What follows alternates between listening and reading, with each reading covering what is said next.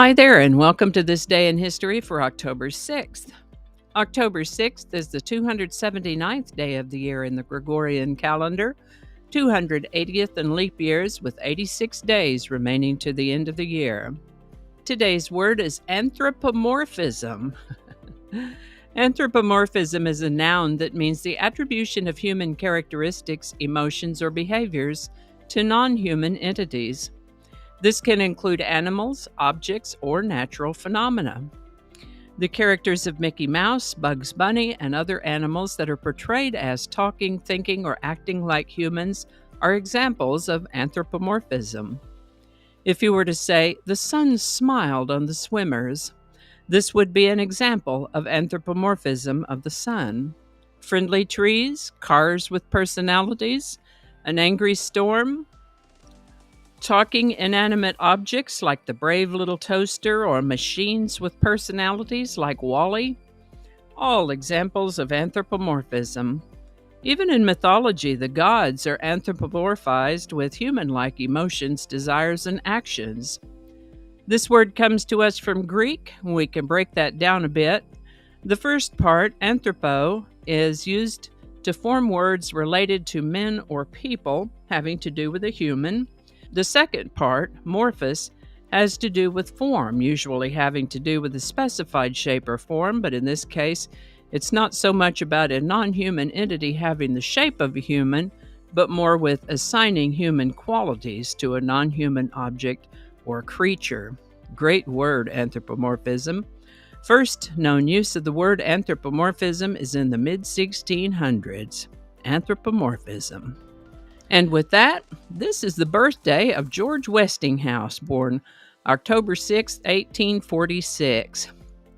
He received dozens of patents in his lifetime for such items as grain and seed winnowers, pneumatic pumps, electric railway innovations, but I think one of the most dramatic and one of his early ones, maybe one of his most important ones, was the air brake for trains. Before this invention, trains had to be stopped by applying the brakes to each car. So the brakeman or brakemen had to run from one car to the next and apply the brakes to each car. This could be inefficient and fatal if there were an obstruction in the track or a track failure ahead.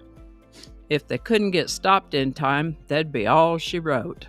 So, Westinghouse's air brake system was much more efficient and effective and was adopted by railways almost universally.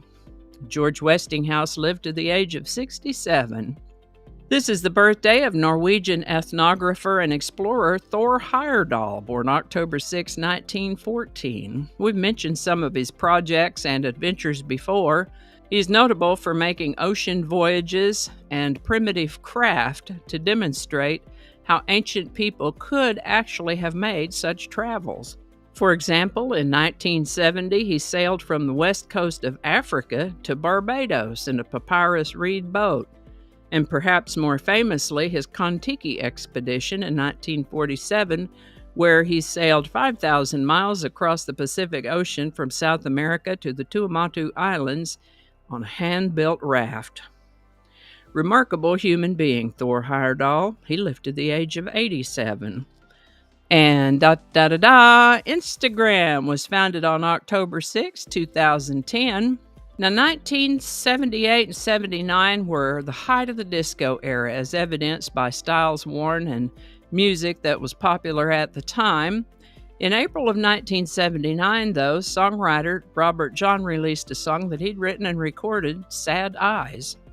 It made it onto the Billboard Hot 100 list pretty quickly. Reached the #1 spot on October 6, 1979, one of the few non-disco songs to do so that year. "Sad Eyes" by Robert John, #1, October 6, 1979. Link in the description. And I think that's going to do it for us today. Thank you so much for watching. Consider subscribing if you haven't already. Feel free to share this video with the link in your email, messaging, or social media. If you enjoy this series, you can check out the playlist that contains these videos. I'll put a link to that in the description. That description lives on YouTube, so for other platforms, I'll include a link to my blog page called No Really. You can also find me on Rumble, BitChute, and Odyssey. All those links in that description.